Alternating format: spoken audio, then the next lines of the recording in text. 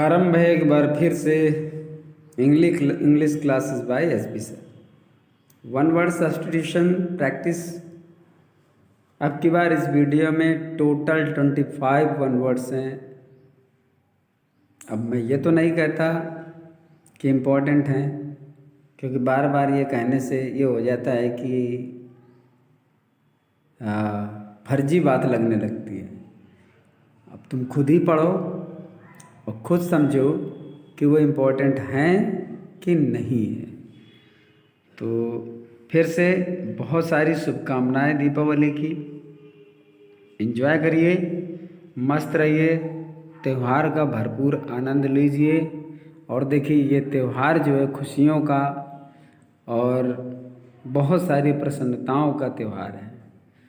तो बहुत ही मिलजुल करके त्यौहार मनाना होता है, बट कुछ लोग अपना अपने हिसाब से मनाते हैं, उन पर ध्यान न दीजिए। अपनी इस ज़िंदगी में खुशियों की कुछ बौछारें अर्पित करिए, जिससे कि उसकी कुछ रौनक बदले। फिलहाल चलते हैं आगे की ओर। इस एलेनोर रूजवेल्ट के कथन के साथ शुरू करते हैं। You must do the things do the things you think you can not do. कितनी बढ़िया बात। और कहते हैं brevity is the soul of wits, अर्थात संक्षिप्तता ही बुद्धिमत्ता की आत्मा होती है। चंद शब्दों में इतनी बड़ी बात कह दी। कहा है ये कि आपको उन्हीं कामों को करना चाहिए जिन्हें आप सोचते हैं कि आप नहीं कर सकते हैं।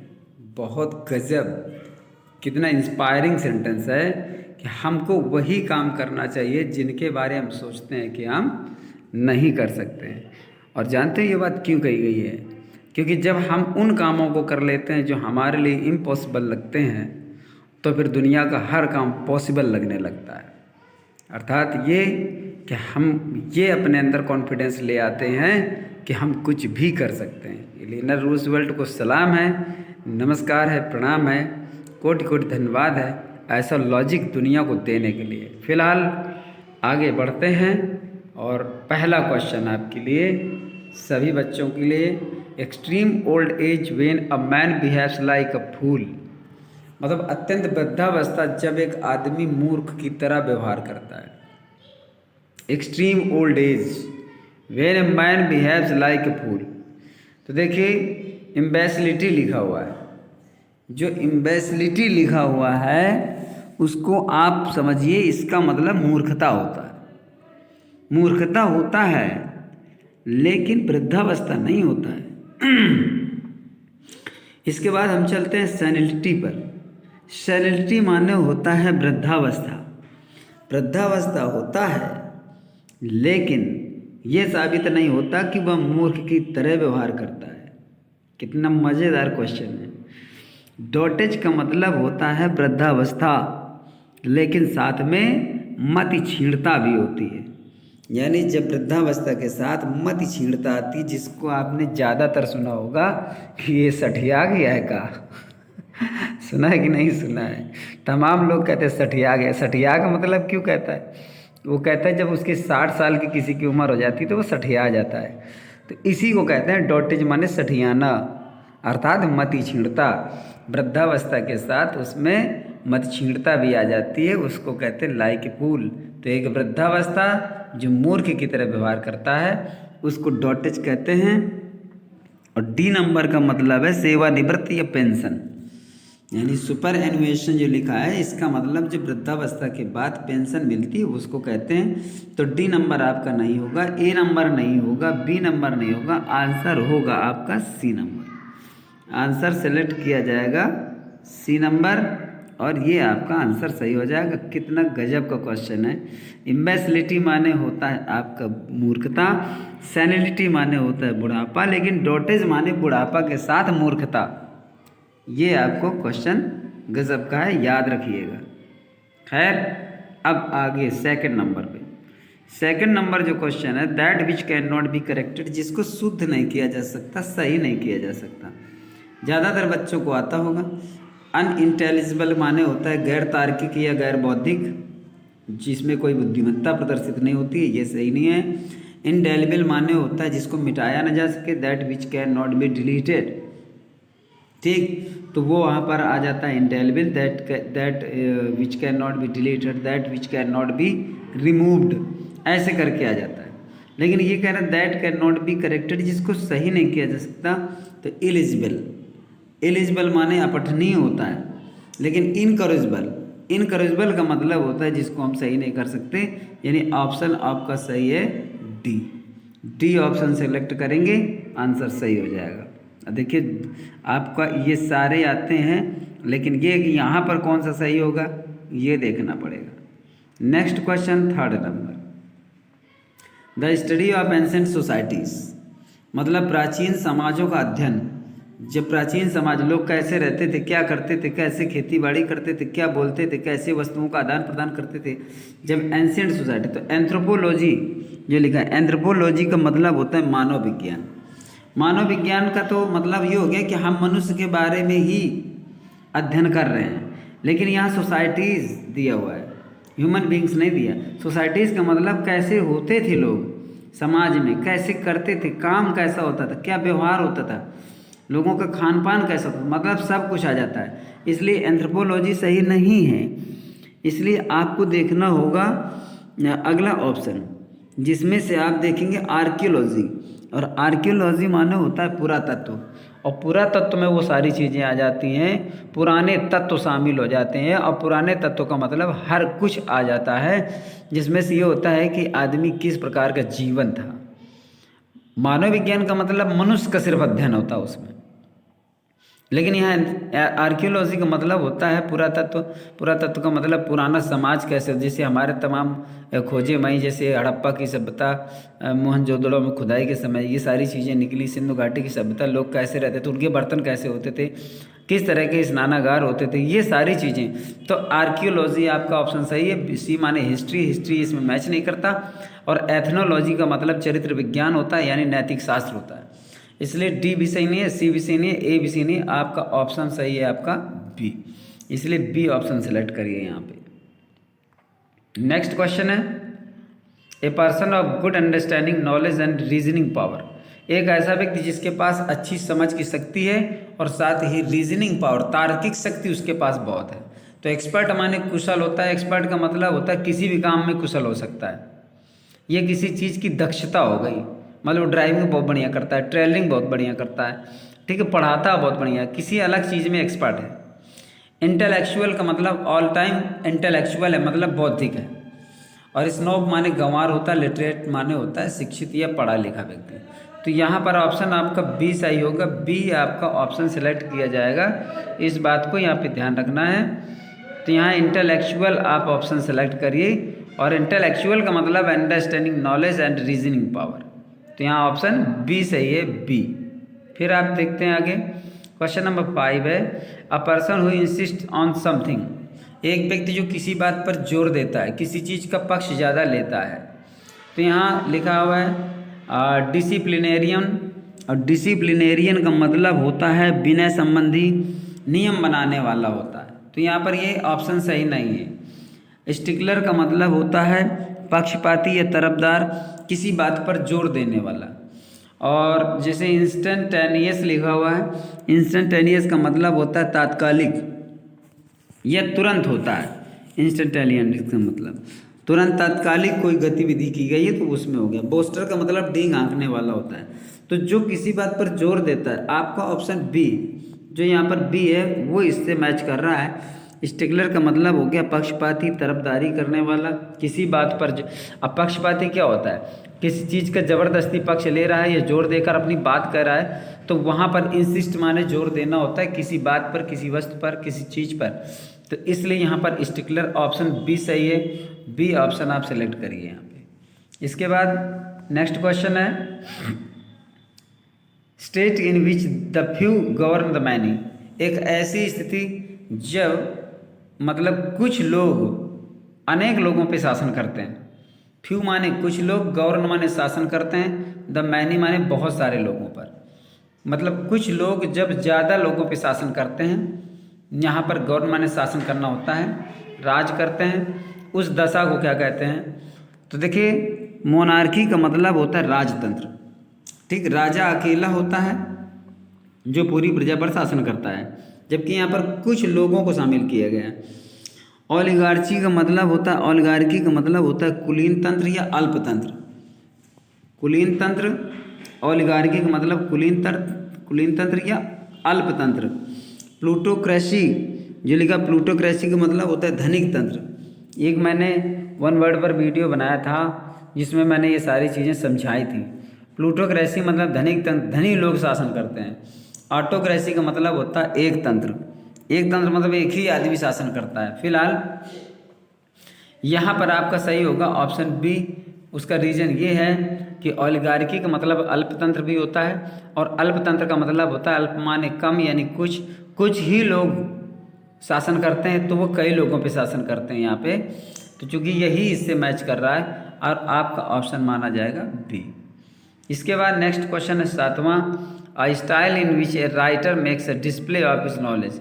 एक ऐसी स्टाइल, एक ऐसी शैली जिसमें एक लेखक अपने नॉलेज को प्रदर्शित करता है, नॉलेज को डिस्प्ले करता है। डिस्प्ले माने शो करना हो गया।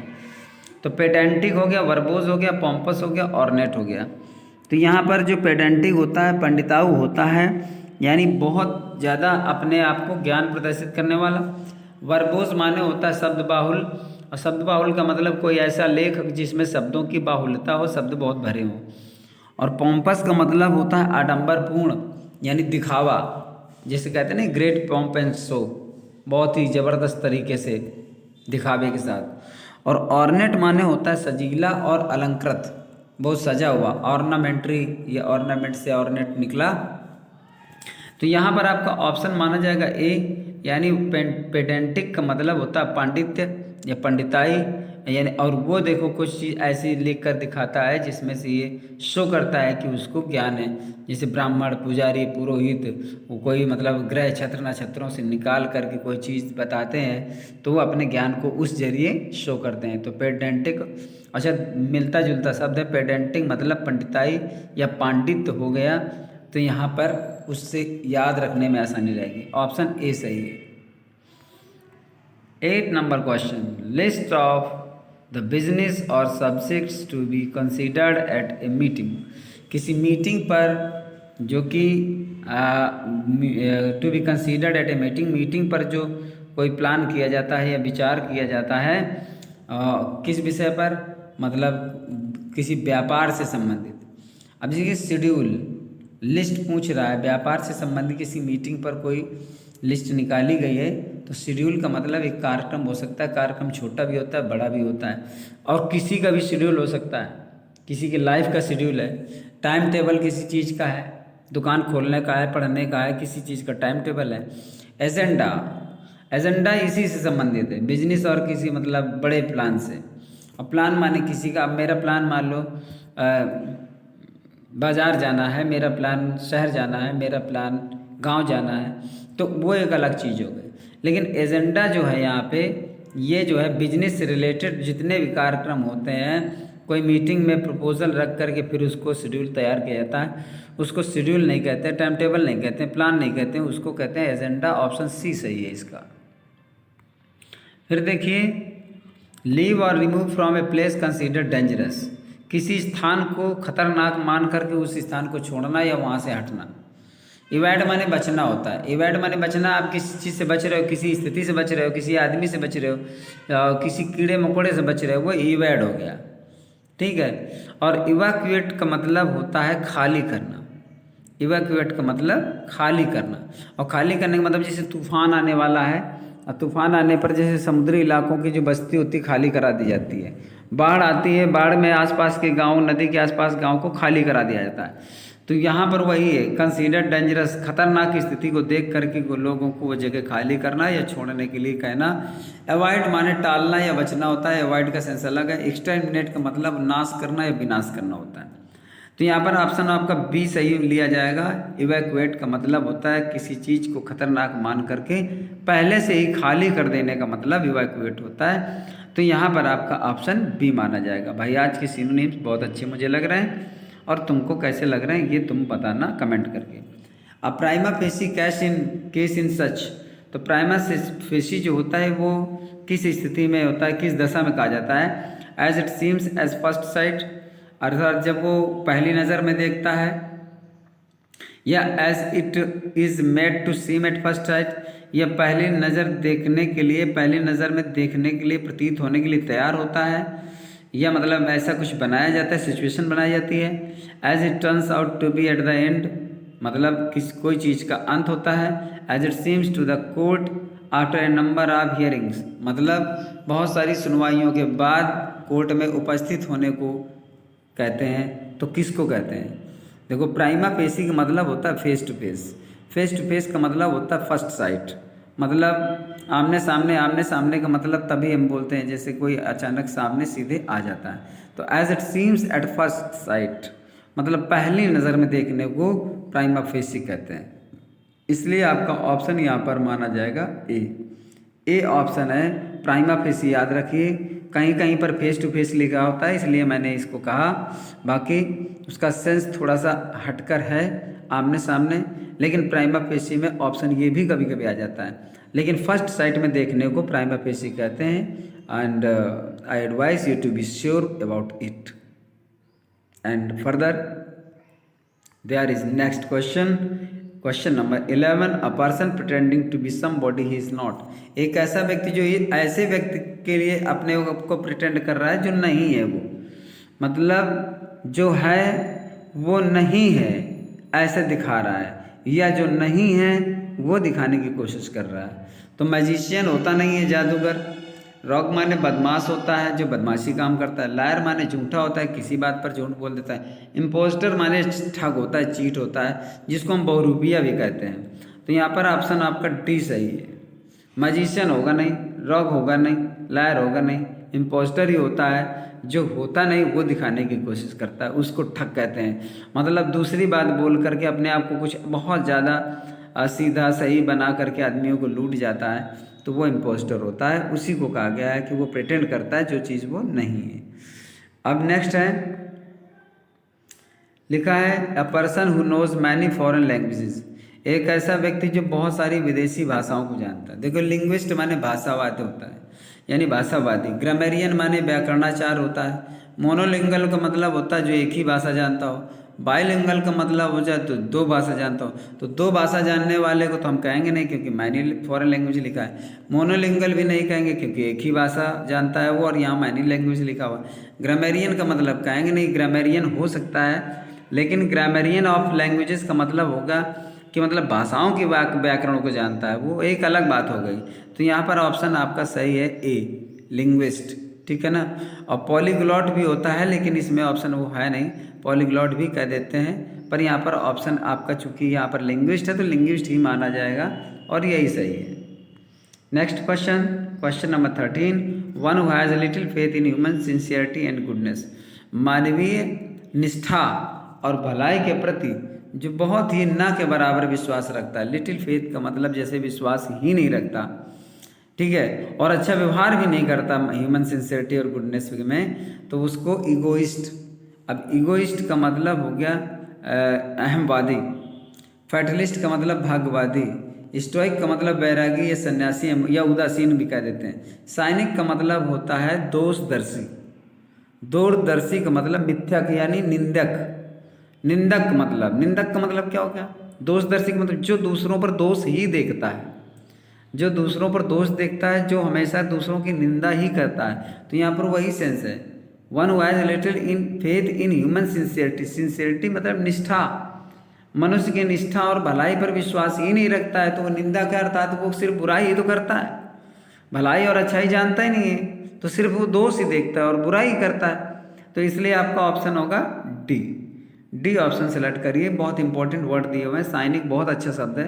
साइनिक का मतलब दोषदर्शी होता है, निंदक होता है, जो दूसरों की सिर्फ निंदा करता है, उसको हम साइनिक कहते हैं। नेक्स्ट क्वेश्चन, देखो भाई मुझे तो मज़ा आ रहा है इन सब्स्टिट्यूशंस में, बहुत अच्छे हैं से बहुत अच्छे सेलेक्ट किए मैंने, और तुमको आ रहा है कि नहीं ये मैं बता नहीं सकता, और उम्मीद है अच्छे लग रहे होंगे। जो लड़का पढ़ने वाला है वो पढ़ाई वाली चीज़ को बहुत अच्छे से समझ लेता है, गहराई से समझ लेता है, वो जान जाता है कि इनमें बहुत कुछ छिपा हुआ है। One who possesses many talents, एक ऐसा व्यक्ति जिसमें बहुत सारी प्रतिभाएं छिपी हुई हैं। एक वर्सेटाइल होता है, न्यूबी होता है, एक्सेप्शनल लिखा हुआ है और गिफ्टेड लिखा है। गिफ्टेड का मतलब होता है कि जो उपहार में मिला है गॉड गिफ्टेड हो गया, ठीक है, तो ये होगा नहीं। एक्सेप्शनल का मतलब असाधारण हो गया, असाधारण का मतलब उसके पास कुछ अद्भुत चीज़ होगी, तभी एक्सेप्शनल बोला गया। न्यूबी का मतलब नौसिखिया होता है, यानी जो अभी अभी कुछ सीख रहा है, ये भी नहीं होगा। वर्सेटाइल, वर्सेटाइल मैनी टैलेंट्स, मतलब वर्सेटाइल का मतलब सदाबहार होता है। सदाबहार का मतलब किसी भी काम में मतलब कोई ना कोई प्रतिभा उसके अंदर है। तो जो मैनी टैलेंट्स रखता है उसको वर्सेटाइल कहते हैं, यानी नंबर ए ऑप्शन। और सब बच्चे इसको जानते होंगे कि वर्सेटाइल क्या होता है, बिना मेरे कहे भी सिलेक्ट कर देते हैं बच्चे। फिर है 15 number, words inscribed on Tom. Words inscribed on Tom का मतलब होता है जो किसी के कब्र पर जो शब्द अंकित किए गए हैं, पत्थर पे लिख दिए जाते हैं, उनको क्या कहते हैं? एपिटाइम माने कोई प्रतीक होता है, कोई चिन्ह प्रतीक, तो ये तो बात शब्दों से तो हट गया, ठीक है ना। और जो एपिस्टल होता है, एपिस्टल जो होता है वो होता है पत्र या पत्र काव्य या काव्य पत्र, ठीक। काव्य पत्र का मतलब कविता विता का लिखा हुआ कोई मतलब ऐसे करके होता है, तो ये भी सही नहीं है। और जो एपिलॉग होता है वो उपसंहार होता है। एपिलॉग का मतलब उपसंहार होता है। और तो सब बच्चों ने बात पकड़ ली होगी, एपिटैफ होता है। एपिटैफ का मतलब होता है समाधि लेख या स्मृति लेख या फिर मृत्यु लेख। किसी की समाधि पर लिखे गए शब्दों को एपिटैफ कहते हैं। तो एपिटैफ बिल्कुल करेक्ट आंसर है, आपको ऑप्शन डी सेलेक्ट करना है और ये सही है। Words inscribed on Tom, inscribe पत्थर या लकड़ी पर लिखे जाने को इंस्क्राइब्ड कहते हैं, वहाँ पर राइट शब्द का प्रयोग नहीं होता है। लकड़ी या पत्थर या किसी धातु पर लिखने को इंस्क्राइब कहते हैं, तो इसलिए यहाँ पर एपिटॉप सही है और एपिटॉप आप सही करिए, बिल्कुल सही जाएगा। 16 नंबर है, वन हु ईट्स एवरीथिंग, जो सब कुछ खा लेता है। और सब कुछ खाने का मतलब साग सब्जी भी खाता है, मांस भी खाता है, सब कुछ खा लेता। अब जो साग सब्जी खा लेता है वो जो होता है हर्बीवोरस होता है, जो केवल मांस खाता है वो कार्निवोरस होता है, और जो सब चीज़ें खा लेता है वो ओमनीवोरस होता है। कितना अच्छा शब्द है ओमनीवोरस। ओमनीसाइंट सभी जानते होंगे, सर्वज्ञ होता है। इररेसिस्टिबल का मतलब जोर देने वाली बात पर कहा जाता है। इंसॉल्वेंट का मतलब दिवालिया होता है, बैंकक्रप्ट होता है, जो मतलब कर्ज लेता है और दे नहीं पाता, इंसॉल्वेंट होता है। तो यहाँ पर ऑप्शन आपका सही है, ए ऑप्शन सही है और बिल्कुल सही है। अब इसमें ज़्यादा सही बताने की क्या जरूरत है, मतलब सही है तो सही है, ठीक है ना। आगे चलते हैं, बहुत बढ़िया सब। Mala fide case in one, mala fide याद रखिएगा, मेलाफाइड होता है एक बोनाफाइड होता है। तो which is undertaken in a good faith, अच्छे विश्वास में जो लिया जाता है। Which is undertaken in bad faith, जो बुरे विश्वास में लिया जाता है, बुरे काम में लिया जाता है, बुरे धर्म में, बुरी सोच में, बुरे प्रकरण में, यानी बुराई में लिया जाता है। Which is undertaken after a long delay, जो लंबे देरी के बाद लिया जाता है। Which is not undertaken at all, जिसे किसी भी काम में नहीं लिया जाता है। तो यहाँ पर देखिए आपका ऑप्शन सही होगा बी। मेलाफाइड होता है जिसमें कोई बुरा विश्वास शामिल हो, यानी इन अ बैड फेथ होता है। कुल मिलाकर विच इज़ अंडरटेकन न लिखा हो, इन अ बैड फेथ लिखा हो, तब भी वो सही होता है। तो बी होता है आपका मेलाफाइड। जबकि मैंने एक शब्द बोला बोनाफाइड, ठीक है, बोनाफाइड होता है गुड फेथ। याद रखिएगा, दोनों बातें बता रहा हूँ क्योंकि दोनों चीज़ें बहुत पूछी जाती हैं। Malafide in a bad faith और bonafide in a good faith. Are you sure? If you are sure let us go ahead. आगे चलते हैं। Next question 18 number, the custom of practice of having more than one husband at the same time, मतलब एक ऐसी प्रथा जो एक ही समय में कई पतियों को रखने की प्रथा हो। मतलब having more than one husband, जो मतलब स्त्री एक से अधिक पति रखती है। तो यहाँ पर लिखा है पॉलीजिनी, और पॉलीजिनी का मतलब यहाँ पर होता है बहुपत्नीत्व। बहुपत्नीत्व का मतलब वो चीज़ हो गई स्थिति हो गई, सिचुएशन हो गई, स्टेट हो गई, कस्टम नहीं हुई। ये बात ध्यान रखना है, कस्टम का मतलब प्रथा से है। और पॉलीफोनी का मतलब होता है विविध स्वर संगत यानी बहुस्वरता। पॉलीफोनी का मतलब जब बहुत से संगीत स्वरों को मिलाकर कोई संगीत सजाया जाता है वो होता है पॉलीफोनी। पॉलीएंड्री का मतलब होता है बहुपति प्रथा, और बहुपति प्रथा का मतलब होता है यही जो आपका दिया है। और पॉलीक्रोमी का मतलब होता है विचित्र या बहुरंगा। यहाँ पर वाई की जगह ई होना चाहिए, तो उससे कोई फर्क नहीं पड़ता, लेकिन फिर भी मैंने बता दिया है कि स्पेलिंग थोड़ी सी गलत हो गई है, वाई की जगह ई होना चाहिए। और पॉलीक्रोमी का मतलब होता है विचित्र या बहुरंगा, अजीब ढंग का। तो यहाँ पर ऑप्शन सी सही है, बिल्कुल सही है। पॉलीजिनी में आप कंफ्यूज मत होइएगा। बहुपत्नीत्व होता है, बहुपत्नीत्व का मतलब है किसी के अंदर बहुपत्नीत्व का भाव भी हो सकता है, बहुपत्नीत्व की सिचुएशन भी हो सकती है। लाइक बहुपति प्रथा का मतलब है पॉलीएंड्री, कस्टम से मतलब है, ए कस्टम ऑफ प्रैक्टिस। तो इसलिए ऑप्शन सी है सही इसका।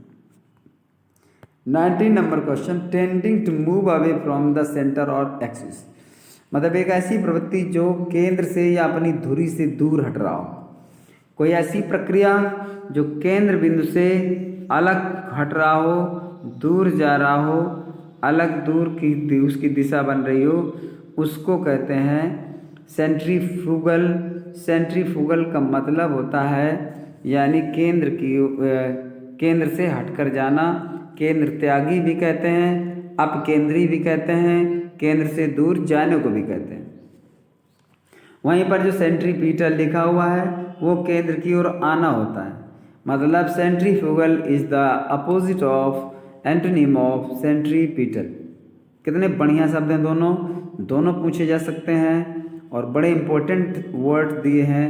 देखिए इन चीज़ों को बहुत ज़्यादा इम्पोर्टेंस देना चाहिए, तभी वो याद होते हैं, अन्यथा याद होते नहीं हैं। और ऐसे शब्दों को मिस नहीं करना चाहिए, वरना बाद में पछताने वाला काम हो जाता है। सेंट्रीफ्यूगल का मतलब अपकेंद्री होता है, जो केंद्र से हटता है। सेंट्रीपिटल का मतलब होता है केंद्र की ओर जाता है, जो उसको केंद्रीय कहते हैं। ठीक है ना। तो यहाँ पर आपका सही है ऑप्शन, चूँकि यहाँ केंद्र से हट रहा है, move away from the central, इसलिए ऑप्शन आपका सही ए ऑप्शन सही है। तो यहाँ पर ए ऑप्शन सेलेक्ट करिए और सही हो जाएगा। एक्जियोमेटिक का मतलब एक्जियम से बना, एक्जियम माने सूक्ति कोई सिद्धांत होता है, तो स्वयं सिद्ध जो कथन होता है उसको एक्जियम बोलते हैं। तो वहाँ पर इसका कोई मैचिंग नहीं है। औरी का मतलब होता है अजीब या विचित्र, या मतलब हम टेढ़ा मेढ़ा कह सकते हैं, उसको औरी कहते हैं। तो यहाँ पर भी ये दोनों मैच नहीं करते, और इनमें से भी सेंट्रीपिटल आपका सही नहीं है। पर याद रखिए केंद्र की ओर जाने को सेंट्रीपिटल कहते हैं, सेंट्रीफ्यूगल कहते हैं केंद्र से हटने को। तो ऑप्शन यहाँ पर आपका ए सही है। नेक्स्ट क्वेश्चन है आपका, teetotaller means. Teetotallers बहुत सरल है और सब जानते हो। One who abstains from theft, जो चोरी से अपने आप को बचाता है। One who abstains from meat, जो मीट मछली खाने से बचता है, परहेज करता है। एब्सटेन माने परहेज करना होता है, दूर रहना होता है। One who abstains from late taking wine, जो शराब पीने से अपने आप को बचाता है। One who abstains from malice, malice माने होता है बुराई, द्वेष भावना, जो द्वेष भावना से अपने आप को बचाता है। फिलहाल यहाँ पर आपका ऑप्शन सी माना जाएगा। सी इसलिए माना जाएगा क्योंकि तुम जानते हो कि जो मतलब अपने आप को शराब पीने से बचाता हो, शराब से परहेज करता हो, उसको टी टोटलर कहते हैं। और ये ऑप्शन आपका सी सही है। नेक्स्ट क्वेश्चन 21st क्वेश्चन है, a person interested in collecting, studying and selling of old things. एक ऐसा व्यक्ति जो पुरानी चीज़ों को, पुरानी वस्तुओं को बेचने का, पढ़ने का या फिर इकट्ठा करने का जो शौकीन होता है, जो इंटरेस्टेड होता है, उसको क्या कहते हैं। तो देखिए एंटीक्वेरियन जो लिखा है, एंटीक्वेरियन आपका क्या होता है। एंटीक्वेरियन माने पुरातात्विक होता है, पुराविद होता है। पुराविद पुरातन काल से संबंधित होता है। जंक डीलर माने कबाड़ी वाला होता है, जो आलतू फालतू की चीज़ें इकट्ठा करता है। क्रैंक माने आपका सनकी या झक्की होता है। आर्कियोलॉजिस्ट माने पुरातत्ववेत्ता होता है। तो ज़रा यहाँ समझना है, क्योंकि जंक डीलर से तो कोई मतलब नहीं है, क्रैंक से भी कोई मतलब नहीं है। मैंने ऊपर वाली और नीचे वाली मीनिंग बताई।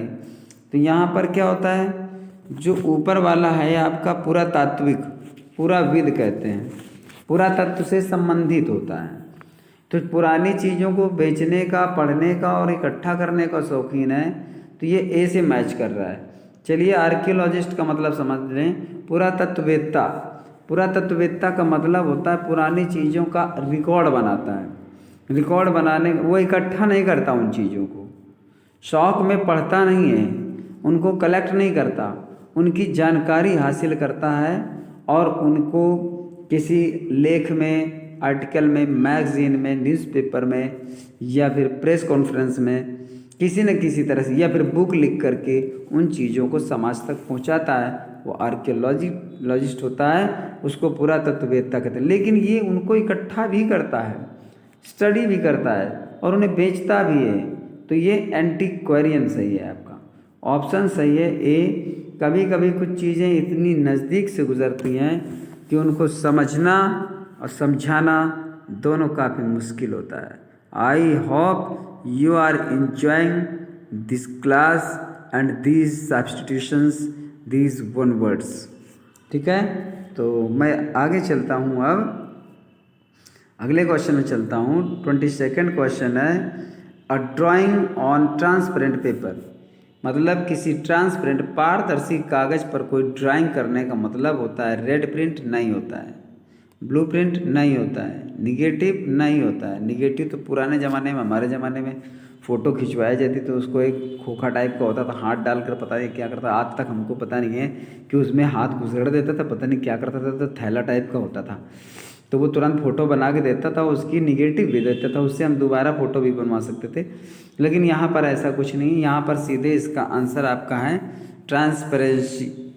मतलब ट्रांसपेरेंसी माने ट्रांसपेरेंट पेपर पर जब हम ड्राइंग करते हैं तो उसको ट्रांसपेरेंसी, पारदर्शिता कहते हैं। ऑप्शन आपका यहाँ पे डी सही है। 22nd हो गया। अब चलते हैं आपको 23rd की ओर। लिखा है, one who is not easily pleased by anything. एक ऐसा व्यक्ति जो किसी भी चीज़ से आसानी से खुश नहीं होता, माने बड़ा जिद्दी टाइप का होता है, हठी होता है, बड़ा रिजिड होता है, ठीक है ना, बड़ा नक चढ़ा होता है। नक चढ़ा हम कहा करते हैं उसको, है ना, नक चढ़ा, दुराद कहते हैं। कठिनता से मतलब संतुष्ट होता है। मेडन का मतलब अनमैरिड वुमेन को कहा जाता है, अविवाहिता को कहा जाता है।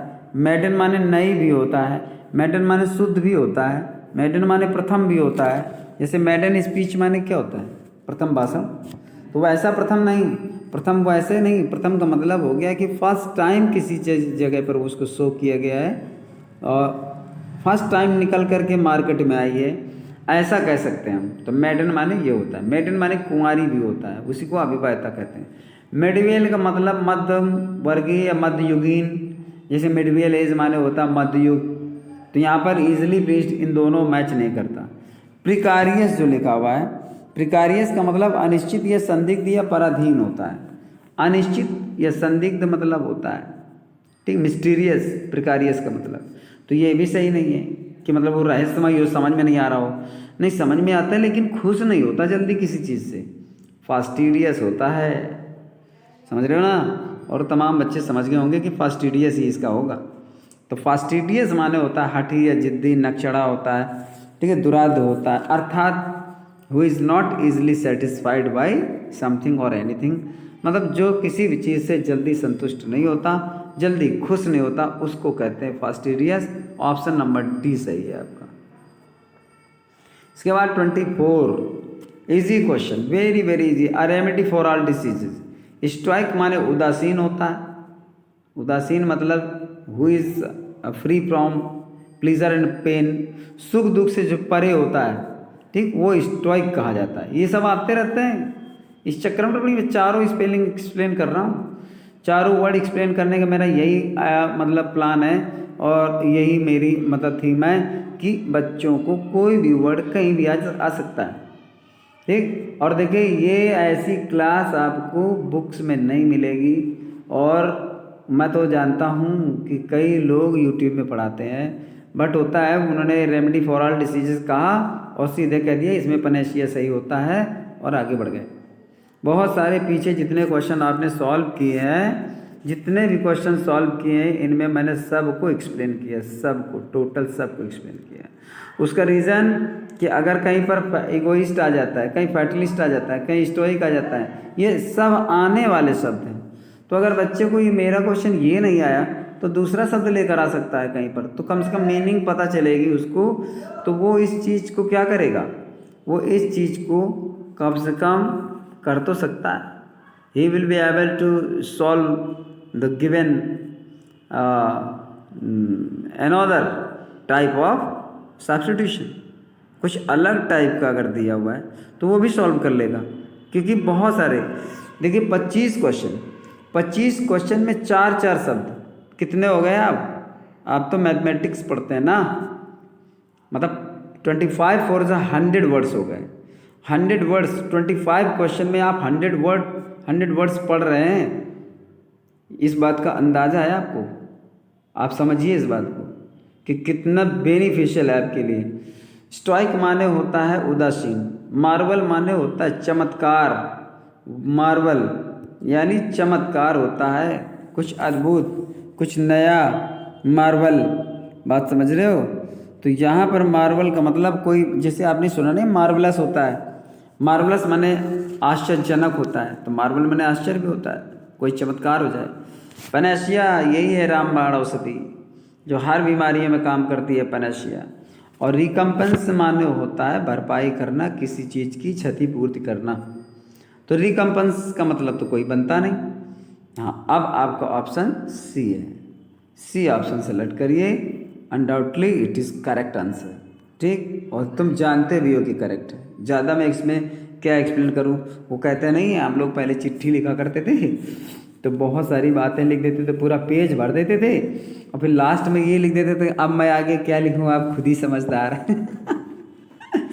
उसमें ये लिख दिया जाता था, हम लोग को याद है, चिट्ठी लिखा जाता था किसी रिश्तेदार को, किसी को, तो उसमें पूरा मतलब पूरा 2 पेज भर दिया, जो कुछ कहना था कह दिया, सारी बातें कह दी, और जब कुछ बचा नहीं तो उसमें लास्ट में लिख दिया, बाद में ये और थोप दिया कि अब मैं आगे क्या लिखूं आप खुद ही समझदार हैं। बड़ा अजीब लगता है आज सोचने पे, कितना बकवास सेंटेंस होता था। चलिए आखिरी क्वेश्चन समाप्त कर देते हैं। One who is fond of fighting, ये भी देखिए गजब का, लास्ट में बहुत ही गजब का मैंने लिया हुआ है। One who is fond of fighting, जो लड़ने का शौकीन होता है ना, जो बहुत ज़्यादा लड़ता है, मार पीट करता है, कुछ भी करता है। बेलिकोज, और बेलिकोज माने होता है झगड़ालू, लड़ाकू, युद्ध प्रिय जिसको कहते हैं। फाइट लविंग, फाइट लविंग होता है, ठीक, उसको कहते हैं झगड़ालू। ठीक है, तो वही है फॉन्ड ऑफ, यहाँ फॉन्ड शब्द दिया हुआ है। ये I am fond of milk, I am fond of drinking milk, दूध पीने का शौक है, यानी I love to drink milk. तो यहाँ उसी से है, फाइट लविंग से है ये बड़े। तो फाइट लविंग का मतलब लड़ता वो भी है जिसको लड़ाई पसंद नहीं है, ऐसी बात नहीं है, लेकिन इसको लड़ाई पसंद है, ये लड़ना ही इसको अच्छा लगता है। ये कहते नहीं, कुछ लोग होते हैं जब लड़ लेते हैं तभी उनको खाना अच्छा लगता है, कहते नहीं जब ये लड़ाई कर लेता तभी इसका खाना हजम होता है, तो वो होता है बेलिकोज। समझने वाली बात है। एग्रेसिव का मतलब आक्रामक होता है, बहुत ही ज़्यादा एक्साइटेड, इंटेंसिव, बड़ा मतलब ऐसे किसी भी चीज़ में एग्रेसिव रहता है, आक्रामकता रहती है। और बेलिगेरेंट जो लिखा है, बेलिगेरेंट का मतलब युद्धरत, युद्ध में लगा हुआ, युद्ध संलग्न।